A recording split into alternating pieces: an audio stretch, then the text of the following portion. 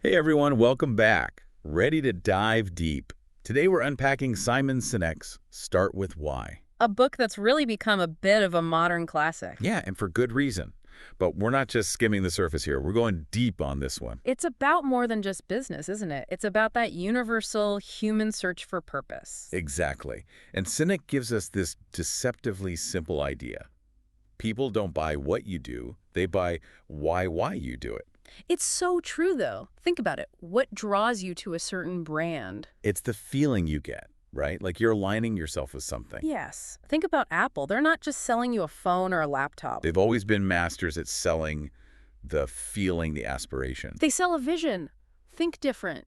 Challenge the status quo. It's about creativity, about empowerment. It's almost like their ads are less about specs and features and more about tapping into an emotion.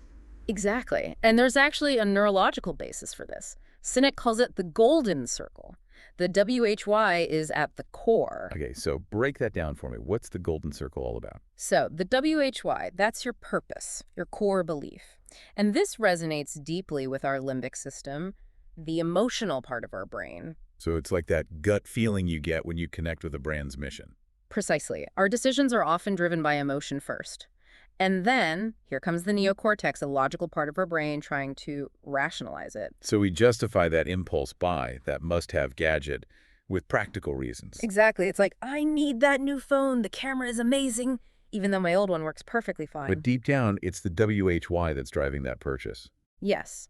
And that's the difference between manipulation and inspiration. Companies that focus on the what the products or services without a clear WHY often resort to these short-term tactics. Discounts, sales, playing on people's FOMO. Exactly. They haven't given you a reason to care beyond that fleeting moment. It's the difference between building a brand that people believe in versus just trying to move product. And you can feel the difference, right? When a company's WHY resonates, it creates this sense of trust, of loyalty. It's like you're buying into something bigger than just the thing itself. You become part of something. Exactly. And that's powerful. So how do we know if a company's really living their WHY? Well, Sinek gives us this really practical tool. What? He calls it the celery test. Oh, celery test. It's all about alignment. I like it already. Imagine you're at the grocery store. Okay, I can see it. So many choices. Right, overwhelming. And what ends up in your cart? Is it driven by what's on sale? Or that impulse buy. Or are you making choices that reflect your deeper values? So like, if I'm all about healthy living, I'm going for the celery, not the chips. Exactly. Even if the chips are half price. The celery test. It's about putting your money where your mouth is. It's about being honest with yourself and asking, are my actions reflecting what I truly value? And this applies to businesses just as much as it does to us. Absolutely. Consumers can spot inauthenticity a mile I away. can sniff it out.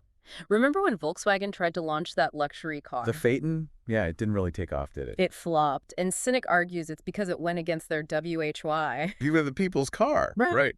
Affordable, reliable. Exactly. So a $70,000 Volkswagen just didn't make sense. It felt off-brand. Their actions weren't aligned. And you can see how it can really backfire. Now contrast that with Toyota and Honda. Okay. When they decided to enter the luxury market, they created entirely new brands. Lexus and Acura. Exactly. They understood that a brand is a promise. And that promise needs to be backed up by a clear WHY.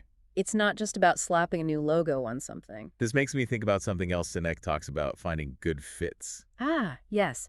People who are naturally drawn to your WHY. The ones who get it. The story of Ernest Shackleton and his Antarctic expedition is a perfect example. Okay, remind me about that one. So Shackleton needed a crew, For this incredibly dangerous journey. and his ad was brutally honest. Men wanted for hazardous journey.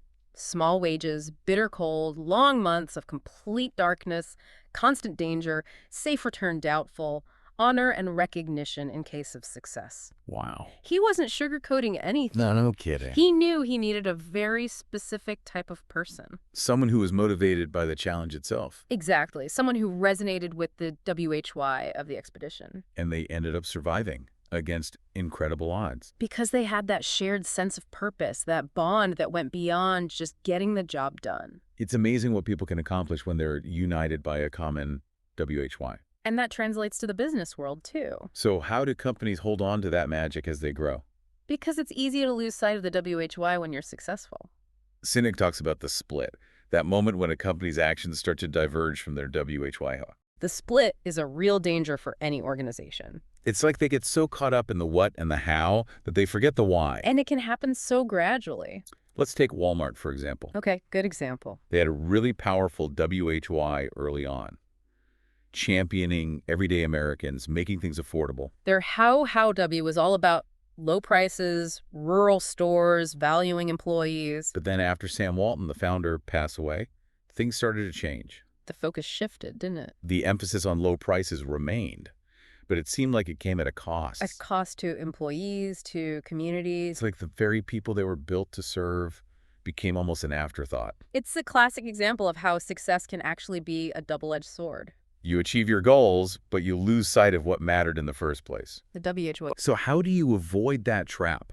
How do companies keep that WHY alive, especially as they grow and evolve? Yeah, it's a real challenge. Sinek's pretty clear that there's no magic formula. Right, of course not. But one thing's for sure, it starts with leadership. Okay, so not just any leadership, you're saying. It has to be leadership that truly embodies the WHY. Not just someone who can steer the ship, but someone who really gets it, who feels it in their bones. Exactly. Think about someone like, Herb Kelleher at Southwest Airlines. Yeah, legendary. He created this whole company culture around that love for people, Right. making flying fun, accessible. It was almost rebellious at the time, right? Exactly. And even after he stepped down, leaders like Colleen Barrett, Gary Kelly, they didn't just try to copy his style. They understood the deeper mission. They embodied the WHY in their own way, made decisions that were true to it, even when things got tough in the airline industry. So it's about finding those leaders who trust their gut, who let the WHY guide them, even when it might be easier or more profitable to go another way. It takes real courage, but that's what creates that sense of purpose, that loyalty that you can't just manufacture. And what I find really fascinating about all this is that it's not just for big corporations, right? This idea of knowing your WHY. Not at all. I think it's even more important on a personal level. It's about figuring out what makes you tick, what gets you up in the morning, what gives your life meaning. Exactly. What are you passionate about? What are your values? What impact do you want to have on the world? It's not about finding some grand preordained purpose, though. It's about tapping into something that already resonates deep within you. It's those moments when you feel most alive, most engaged. Pay attention to those. Ask yourself, what is it about this activity, this connection that really lights me up? I love that. It's not about going on some big external search. It's about tuning into something that's already there. And it might be hard to put into words at first. Our WHY is often more of a feeling than a neat little statement. Like trying to describe a color you've never seen before. Exactly. But even if we can't articulate it perfectly, we can still feel its pull, let it guide us. So it's about making those choices, Yeah. big and small, that align with that inner compass. Trusting that when our actions are aligned with our WHY, our work feels more meaningful, our relationships more authentic, and our lives, well, they just feel more purposeful. And isn't that what it's all about? So to wrap up this deep dive, let me leave you with this thought. What's your WHY? What is it that makes you come alive? And how can you start making choices today that bring you closer to that? It's a question worth pondering, and more importantly, a question worth acting on. Thanks for joining us for this deep dive, everyone. Until next time, keep exploring, keep questioning, and keep living your WHY.